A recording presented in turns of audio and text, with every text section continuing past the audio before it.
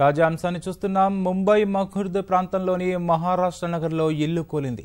ఘటనలో 3 మృతి చెందగా 12 మంది సురక్షితంగా బయటపడ్డారు. అగ్నిమాపక సిబ్బంది సహాయక చర్యల్లో పాల్గొన్నారు.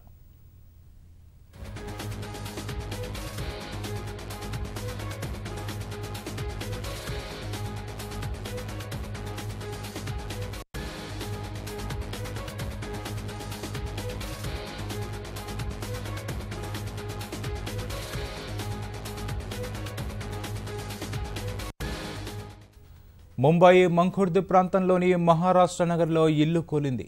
ఘటనలో 3 మృతి చెందగా 12 మంది సురక్షితంగా బయటపడ్డారు. అగ్నిమాపక సిబ్బంది సహాయక చర్యల్లో పాల్గొన్నారు.